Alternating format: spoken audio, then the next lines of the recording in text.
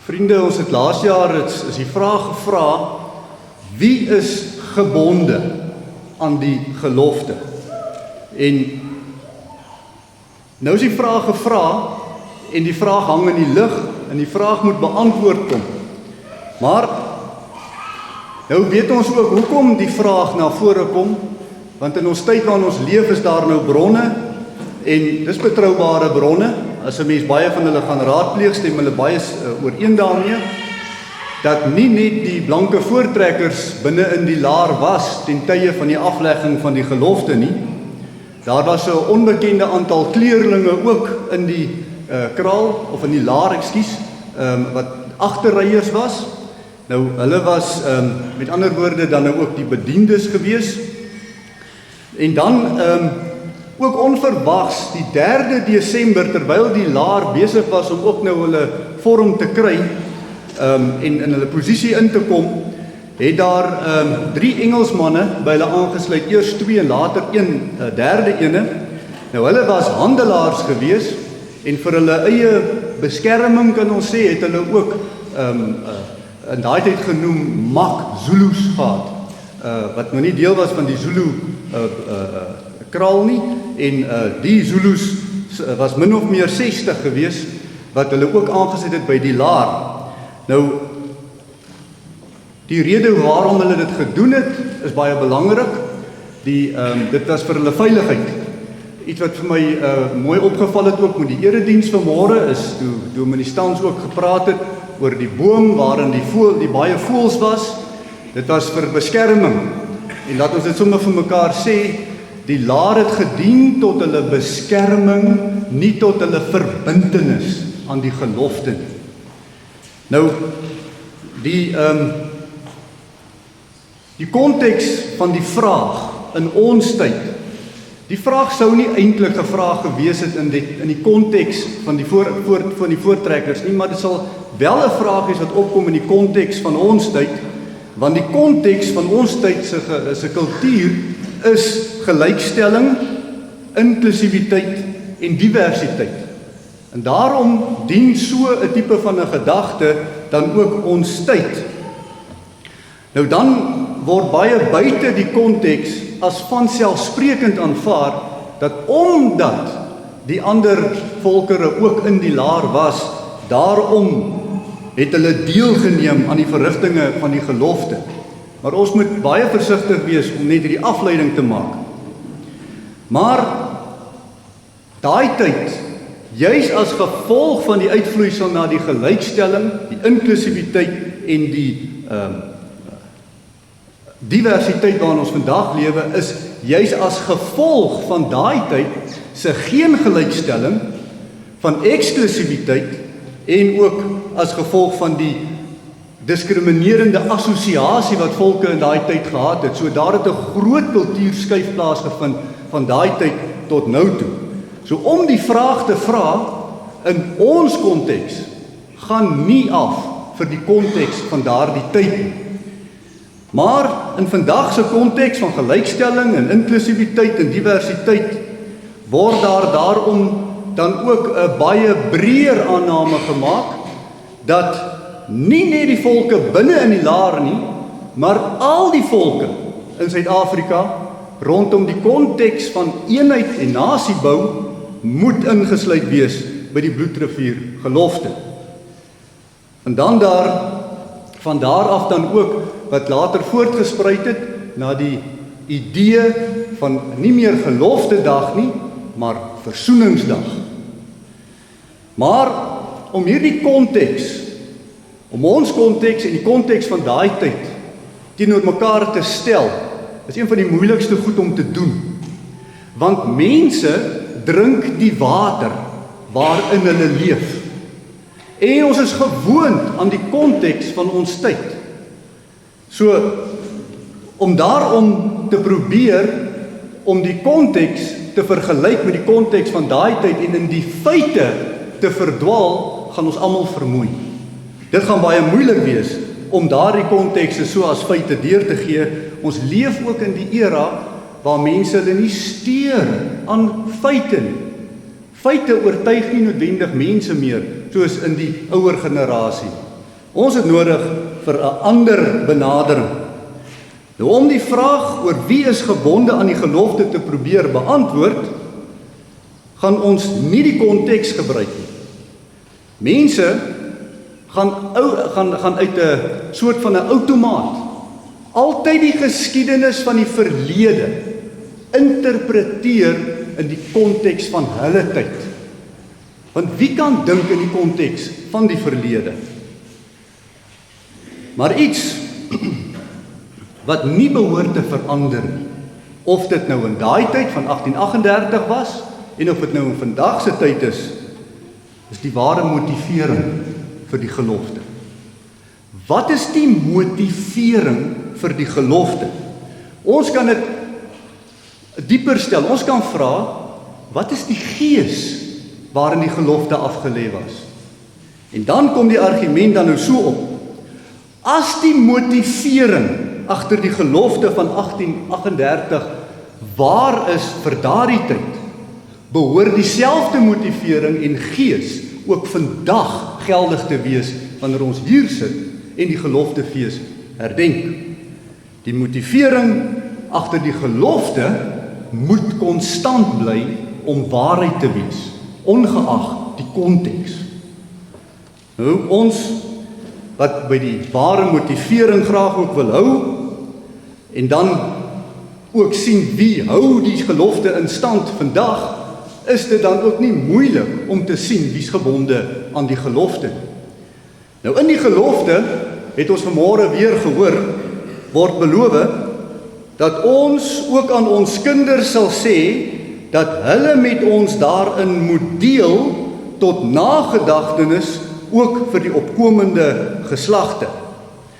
Nou wanneer ons dan wil praat oor die binding van die gelofte dan nou, het ons 3 geestelike punte. Daar's baie meer as dit, maar ons tyd laat nie dit toe nie. Ten minste 3 geestelike bindinge wat geldig is in 1838, maar ook geldig is vandag. Waarom ons hier is dieselfde rede waarom 1838 plaasgevind het. Nou die 3 geestelike punte wat ek graag vir u vanmôre wil voorhou, wat waar moet wees vir 1838 en ook vir vandag. Die eerste ene is liefde. Die tweede ene is vryheid en die derde een is verantwoordelikheid. As ons wil vra wie is gebonde aan die gelofte, dan moet ons dit beantwoord vanuit die liefde, vanuit die vryheid en vanuit die gebondenheid uit. Nou wat die geestelike binding deur liefde betref, daar is in die wêreldse geskiedenis eintlik net 2 basiese beginsels van hoe volke gedefinieer word in die wêreldse geskiedenis. En ons het vandag te doen, as u in die agtergrond luister, die definisie van volke. U hoor dit. Hoe definieer 'n volk? En omtrent elke politieke organisasie of kultuurorganisasie hou hom besig met die definisie van 'n volk. Aan die een kant word 'n volk gedefinieer weens dit wat na die hart van die volk eensstemmigheid bring. Dit waarna die volk in sy liefde ooreenstem, dit bind die volk. Dis 'n baie belangrike definisie. Ons gaan nou inkom by wie kom dit, van wie afkom dit. Die tweede definisie van hoe om 'n volk te definieer het te doen met die empires, met die groot wêreldregerings. En hierdie definisie van 'n volk word gebaseer op wetgewing wat ons vandag kan noem die konstitusionele wetgewing.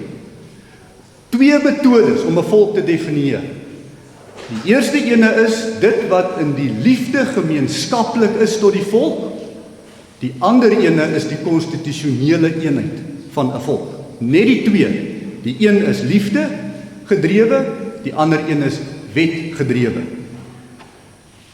Die kerkvader Augustinus, wat geleef het in die tye van die val van die Romeinse Ryk, het baie bewus geword van wat moet 'n volk wees.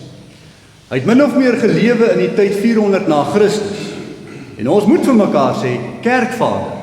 Want Augustinus is een van die groot Christelike kerkvaders, wat gehelp het met die vorming van die westerse kerk, en uiteindelik ook 'n baie groot impak gemaak het op die westerse politiek van ons dag. Waar empires val, raak volke meer los van hierdie empires, meer soekend na 'n definisie van wie hulle is. Want terwyl 'n empire op sy hoogste punt is niemand bekommerd oor hoe hulle gedefinieer word. Maar die oomblik wanneer die empires uitmekaar uitrafel en begin in duie stort, raak 'n volk diep bewus van iets waaraan hy moet afhanklik wees. As die empire ineenstort, dan moet die volk weer 'n diepe afhanklikheid hê in sy inbinding. Dis 'n baie belangrike ding wat Augustinus raak gesien het. En toe kom hy met die vraag ook al 400 na Christus met die val van die Romeinse Ryk. Wie is ons? Wat maak ons 'n volk? Vir Augustinus, juis vanuit sy Christelike begronding, is 'n volk en enige volk op hierdie aarde 'n menigte van redelike wesens wat saamleef weens die ooreenkoms omtrent dit wat hulle liefhet. Hoor net sy definisie. Hy sê, 'n volk is 'n menigte van redelike wesens wat saamleef weens 'n ooreenkoms omtrent dit wat hulle liefhet. Nou Augustinus, met hierdie definisie van 'n volk, as die ooreenkoms, die kode van dit waarmee ons saamstem, dit wat ons liefhet, was die grondslag van wat vandag bekend staan as die Christelik nasionale denke, die gemeenskaplike liefde. Die liefde vir die eie as die definisie vir die bindingskrag. Die liefde. 'n Liefdesbeginsel. Met ander woorde wat Augustinus gesê het 400 jaar na Christus is vandag baie belangrik. Wat bind ons by mekaar? Wat hou ons by mekaar? Dit wat jy werklik liefhet. Nou binne hierdie definisie kan geen volk vir 'n ander volk voorskryf wat hulle mag lief hê en nie mag lief hê tot die binding van die volk. Die volk is met ander woorde self aangewese om daardie liefdesbeginsel te koester en te behou tot eenheid. Vir 'n gemeenskaplike liefde begin dit altyd by die kleinste gemeenskap, die huisgesin. En daarom ook binne die Christelike geloof praat ons nie eintlik eers van die volk per definisie nie, maar van die bousteen, die huisgesin per definisie. En daarom keer ons altyd terug na die huisgesin toe. En ons hoor slagkrete in Amerika wat nou weer opgekom het, God, family and country. Die boustene van die liefde is belangrik. Binne die Christelike geloof is elke huisgesin daarom ook soewerein aanspreeklik aan Christus. Nou dit beteken dat wanneer die huisgesin sy basis van liefde bou, dan is hy met hierdie liefdesbeginsels van hom aanspreeklik voor Christus. Nie aan ander huisgesin. Die huisgesin vorm die volk vorm nie die huisgesin. Ons kan nie vanuit 'n volksbenadering die huisgesin verander nie. 'n Huisgesin verander en verander en vorm die volk. Die kleinste bousteen, soewerein voor God, is elke ouer, elke huisgesin aanspreeklik voor Christus. En dan kan ons die boustene optel. So is elke familie wat inbind rondom die gemeenskaplike beginsels van wat hulle as hulle gemeenskaplike liefde inbind, aanspreeklik voor God, soewerein. En daarin is die volk soewerein voor God. Nie een volk kan vir 'n ander volk dikteer of voorskryf wat hy moet lief hê.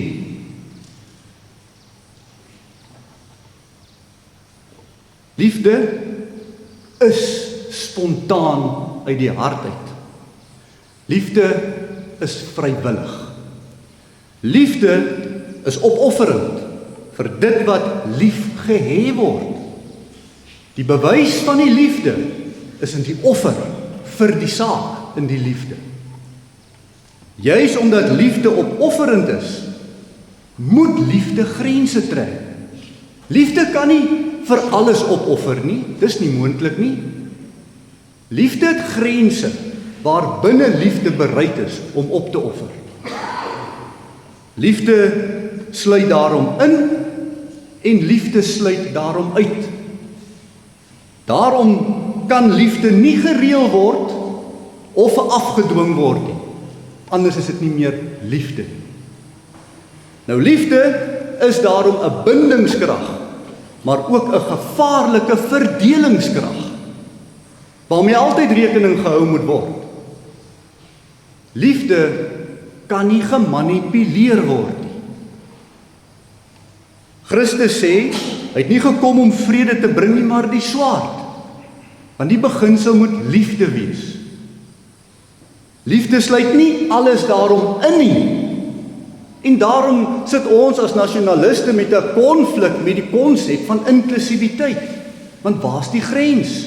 Waar stop dit? Waar word die offers opgebruik en misbruik? Liefde selekteer. Liefde diskrimineer. Trou nie met al die vrouens in die wêreld nie. Ek trou met een vrou in die wêreld. Ek diskrimineer teen al die ander vrouens in die wêreld. Dit geld vir 'n volk wat bestaan uit 'n huisgesinheid. Die liefde sluit in en die liefde sluit uit. Liefde is daarom nie die akkommodasie van asof alle mense net ingesluit moet word om liefde te wees nie. Liefde trek sy grense. Die liefde beskerm.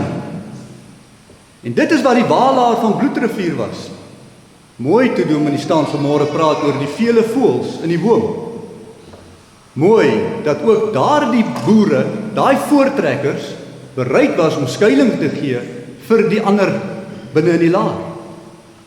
Is dit nie 'n roeping nie?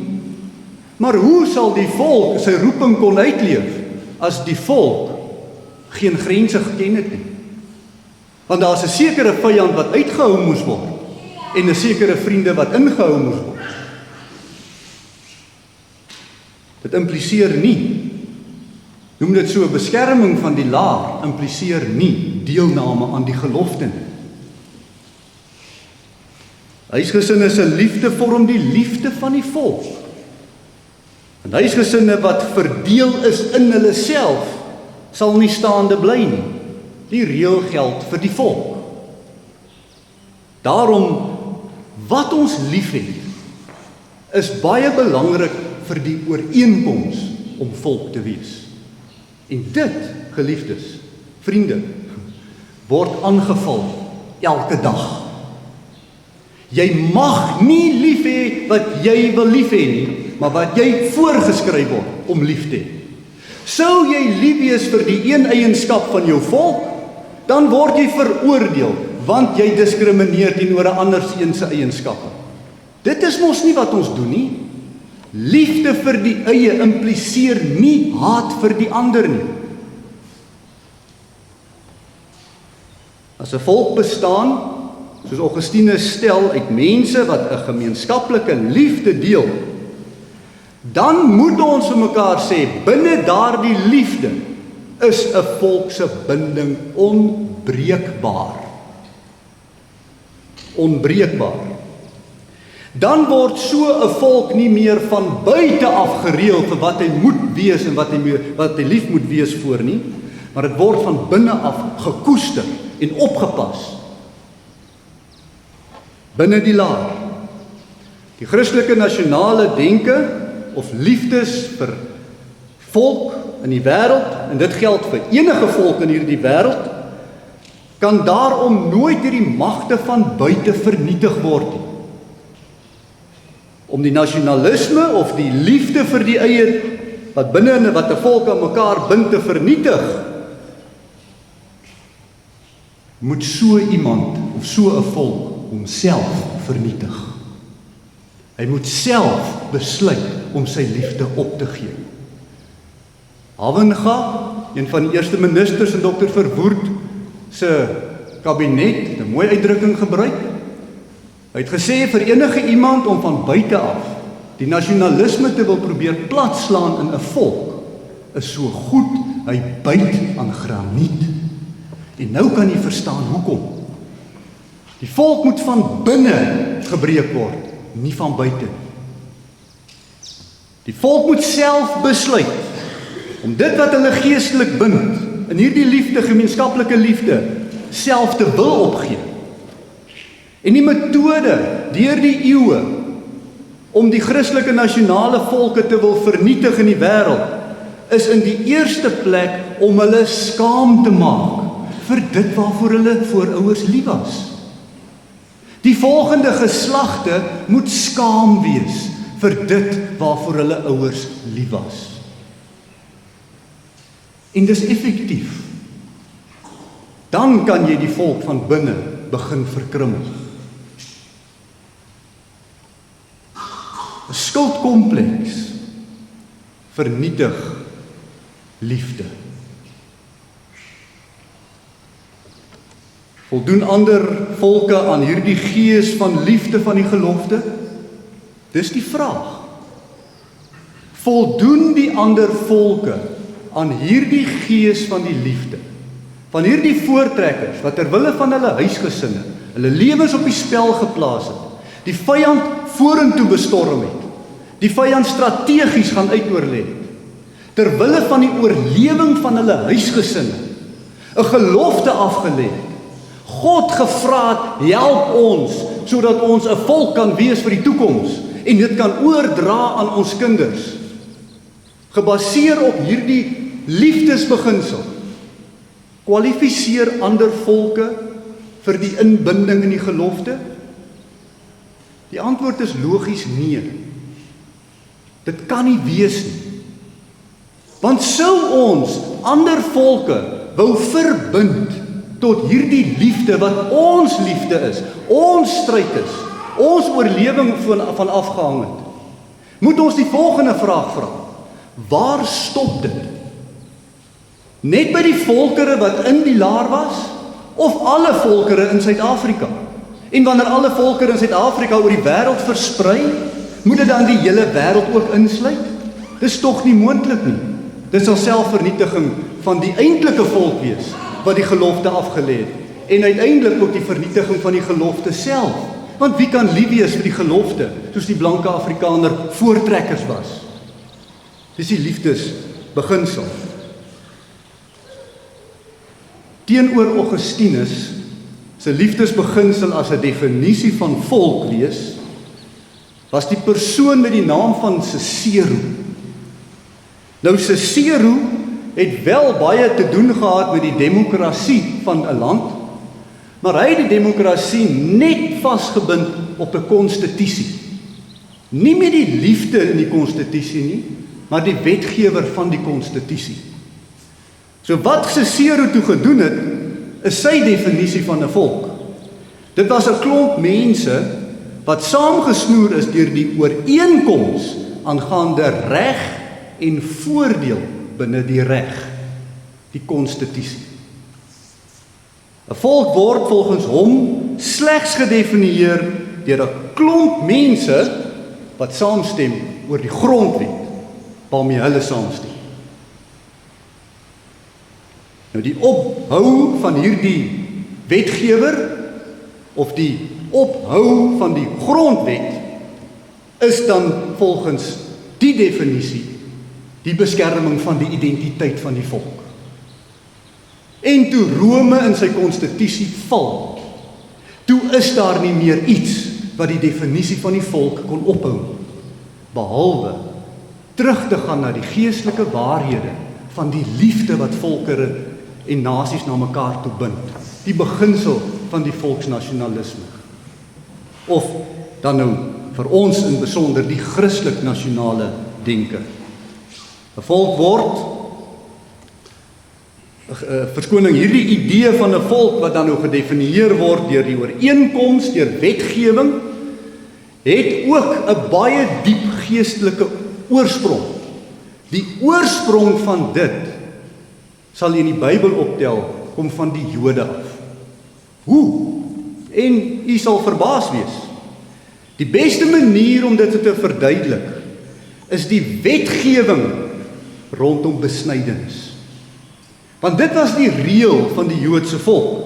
Almal, ongeag wat jy liefhet, ras, volk, taal, ongeag dit wat jy liefhet, as jy jou laat besny ooreenkomstig die wet, kon jy lid wees van die Israel volk of van die Joodse volk. Dit was die kwalifikasie om 'n Jood te wees, die besnydenis. En hier wat die Bybel sken, sien dit raak. Selfs in die geweldige debatte wat die disippels gehad het teenoor die Joodse rabbies wat so aangedring het op die besnydenis in die wet, om van almal so Jode te maak. Gevolglik deur die besnydenis kry jy volkskap. Nie 'n volkskap gebaseer op die liefde, maar op die wet.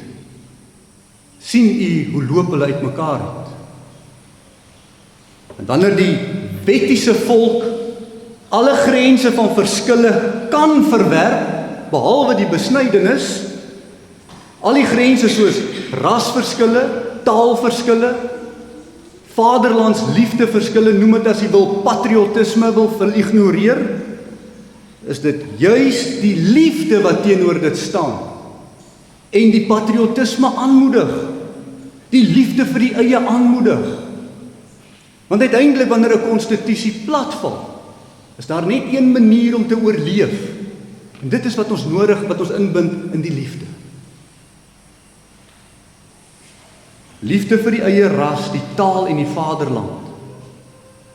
Die voortrekker, die patriot, die een wat altyd na die republiek vir sy vryheid verlang, om los te kom van die wetgewer se dwingelandy, wat altyd vir ons wil dwing om lief te hê wat hulle wil hê ons moet lief hê, wat vir ons deur wetgewing altyd ons vryheid inperk. Ons wil oorreël. Die voortrekker kan nie gaan stilsit in die Kaap nie. Hy moes trek om onder hierdie druk van die empires uit te kom. Hy moes sy republiek gaan soek. Natuurlik het hy 'n konstitusie gemaak, want watter volk wil nou wanordelik wees? Maar eerder as wat die wetgewer die liefde dikteer, het die boererepublieke se liefde die wetgewer bepaal. Sien u die verskil? Die wet wat die liefde wil dikteer is nie meer liefde nie, maar die liefde wat die wet rig, dis 'n mooi wet. En dit is die beginsel van die Christelike geloof. Die gees van die wet is die liefde. In die tweede plek, en ek sal nou kort wees met hulle, want die liefde was die groot beginsel. Die tweede een is vryheid. Een van die heel bekendste en die grootste voorwaardes vir die van u wat die geskiedenis rondom gelofte, die aflegging van die gelofte ken, om dit af te lê, was daar hierdie ontsettende diep besef in elkeen van daai baie diep geestelike manne, voortrekkers, dat 'n gelofte gevaarlik is. Die gelofte is gevaarlik. Jy maak nie net 'n gelofte voor God in alle ligsinnigheid. Ons het te doen met manne in daai laar wat so Godvreesend is. Ons stry oor godsdiens. Maar daar was net een manier gewees. Die manne sal moet saamstem uit vryheid uit. Vrywillig. Anders kan daai gelofte nie afgelê word nie. Dit was 'n voorwaarde. Daarom was die beginsel, die geestelike beginsel van die vrywillige aflê van die gelofte uiters ernstig vir die voortrekker Christus. Vrywilligheid is die suiwerste offer wat jy kan bring. En vriende, jy moet in gedagte hou dat hierdie manne het hulle lewens op die spel geplaas vir die liefde van hulle huisgesinne en hulle families. Waaruit hierdie volk sou word. Wat 'n ligsinnigheid sou dit wees, om sommer maar net vir almal te sê, ons lê 'n gelofte af of jy wil en of jy nou nie wil. Die vryheidsbeginsel was juis die motivering om te trek uit die Kaap uit. Die vryheidsbeginsel was juis die motivering gewees vir elke man wat daar by daardie wenkommando van Andries Pretorius was. Niemand, as hy nie vrywillig op kommando wou gaan, hoef te gegaan het nie. Die vryheidsbeginsel, wat nog te sê, wanneer ons kom by die aflê van 'n gelofte voor die heilige God, sal dit nie by uitstek die beginsel van die vryheid van elkeen se gewete insluit nie. Want die saak waarvoor hierdie voortrekkers gestaan het, was te groot om op daai oomblik met God te spot. Dit was te groot om dwangmatig op te tree. 2 Korintiërs 9 vers 7. En die boere het hierdie goed verstaan. Laat elkeen gee soos hy hom in sy hart voorneem, nie met droefheid of uit dwang nie, want God het 'n blymoedige gewer lief. Baie keer gebruik ons dit vir ons offergawes. Maar nee, hierdie manne was besig om hulle lewens as offers daar op die spel te plaas. Hoeveel erns sou hulle nie hê met hierdie vrywillige gewete van elkeen? En dit was weens die erns van hierdie gelofte ook baie belangrik, dat elke een wat op kommando was, vrywillig kon gaan en uiteindelik gewillig ook kon toetree tot die gelofte. Hulle was so versigtig om 'n heilige God van hemel en aarde te nader met hierdie gelofte, dat hulle dit baie deeglik voor die tyd bespreek het. Elke man moes instem, want Deuteronomium 23 vers 23, wat oor jou lippe gaan, moet jy hou, en doen soos jy aan die Here jou God vrywillig beloof het, wat jy met jou mond gespreek het. Die hele groot trek was gebaseer op huisgesinne se vrywilligheid. Waarom sal hierdie boere, mense wat in hulle laar gaste is, arbeiders is, inbind in 'n gelofte? Dit sal mos nie logies sin maak. En dan nog die nageslag van hulle daarby inbind.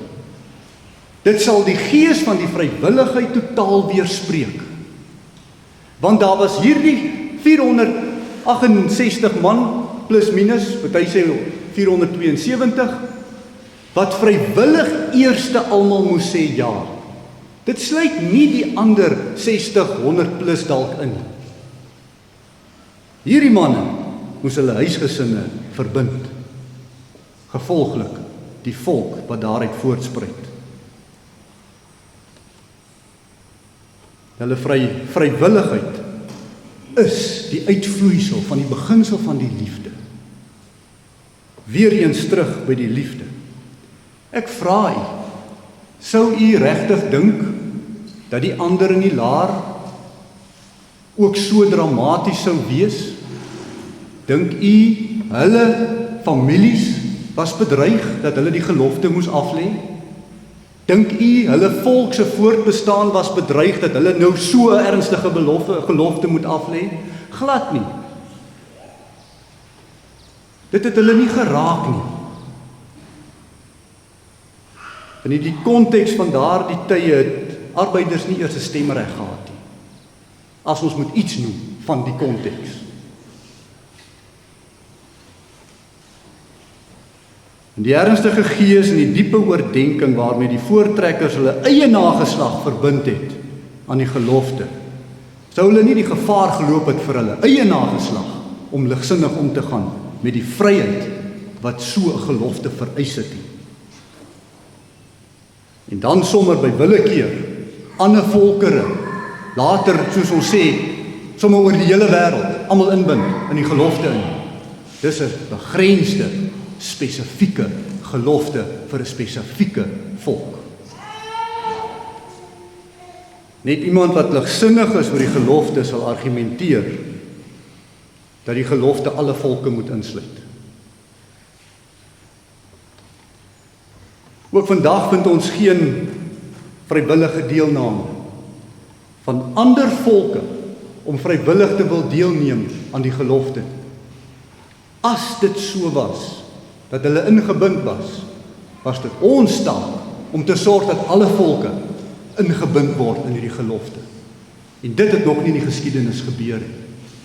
Maar wat ons wel sien, is dat ons moet skuldig voel oor die gelofte. Geliefdes, inklusiwiteit het 'n gevaarlike einde.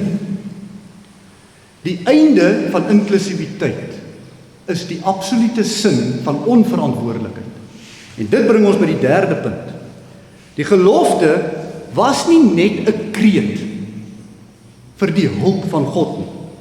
Dit was uit en uit ook 'n belofte waarin die nageslag verbind sou word met 'n baie sterk verantwoordelikheidssin.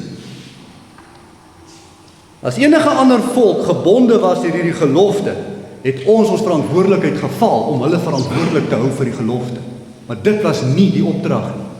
Ons is verantwoordelik vir die gelofte. As die voortrekkers gemeen het, dat ook ander volke moes deelneem, moet ons ook vir mekaar vra, hoekom noem hulle dit nie dan? Want hulle praat van ons nageslag, nie almal se nageslag nie. Verder het die volk ook nog nooit aanspreeklikheid uitgewys of gedelegeer na ander volkere toe vir die hou van die gelofte nie. En die rede is eenvoudig. Ons is verantwoordelik. Ons het die liefde in ons hart vir hierdie gelofte. En waar kom dit vandaan? Ons het die vryheid om hierdie gelofte te wil onderhou. Want ons het 'n dankbaarheid teenoor 'n God wat ons gehoor het. En nee, die Zulus is nie vernietig nie. Hulle is nog daar. Die kleerlinge is nie vernietig nie, hulle is nog daar. Maar daai dag sou 'n baie besliste keerpunt wees vir die voortbestaan van die blanke vrye volk. Die vrye voortrekker. Die probleem met die hoopstel en die gelykstel van alle volke in die gelofte raak eintlik daarom absurd.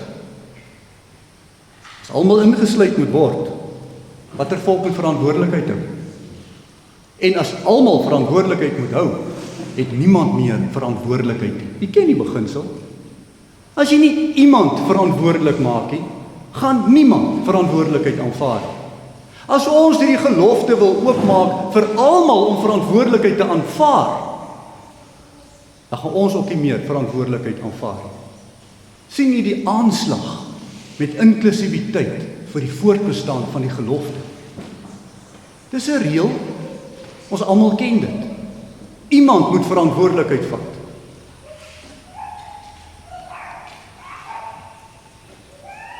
Tog is niemand vandag, behalwe die Afrikaner volk, ingebind in hierdie liefde wat gemeenskaplik is. 'n Liefde wat reeds spruit uit die groot trek se rede uit. Met een van die grootste redes, die vryheid, die liefde vir die eie en die verantwoordelikheid voor 'n heilige God. U vra, wie is ingebind in die gelofte? Kan ons nou gaan en selfs vir elke blanke Afrikaner in Suid-Afrika gaan forceer in hierdie gelofte in? Nie op hierdie 3 beginsels nie. Want as daar nie liefde is nie, kan hy nie die gelofte hou nie. En sal die kinders nie lief wees om die gelofte te hou. Want 'n kind wat jy dwing en slaan, haat dit waarin jy hom dwing en slaan. Hy sal dit los. Vryheid. Die een wat die vryheid het, wat die vryheid sin het, wat altyd wil sê ek is 'n vrye mens, in die opsig dat ek vry is in Christus, vry in die wêreld maar gebonde in Christus, beteken dat selfs al moet ek alles verloor, sal ek dit afgee vir my vryheid. Geloftedag is juis die teken dat ons nie in die gerief van die liberalisme ons vryheid opgee vir ongerief nie, maar laat ons die ongerief sal verduur ter wille van ons vryheid, want vryheid het altyd 'n prys. Vryheid vra stryd. As jy gedink het vryheid kom van self, kyk hoe vinnig verdwyn hy voor jou oë. Jy het 'n verantwoordelikheid in jou vryheid. Elke een wat aanklank vind by hierdie vryheidsgedagte van die Afrikaner, van die voortrekker, jy is gebonde. Maar vrywillig, nie onder dwang nie. Sluit in, sluit by, sluit aan, bind in. En uiteindelik verantwoordelikheid. Moenie die verantwoordelikheid wegskuif nie. Moenie iemand anderster dwing en in sy vryheid inbreek en hom dwing dat hy moet nou verantwoordelikheid vat vir jou gelofte. Nee, dis joune, dis jou eiendomlike. God gaan dit van jou afeis. Beskerming in die laar was nie inbinding in die gelofte. Die juk is op ons, nie op ander volkere nie. Maar laat dit nie vir ons 'n las wees nie. Laat dit vir ons 'n vreugde wees van liefde, vryheid en verantwoordelikheid. Want dit is die samestelling van hierdie blanke Afrikaner boerevolk in kontras met die res van die volke in Afrika. Hulle het ons nodig. Ja, ons het hulle ook nodig. Maar laat ons ons laar en ons gelofte bewaar en oppas tot die eer van God. Baie dankie.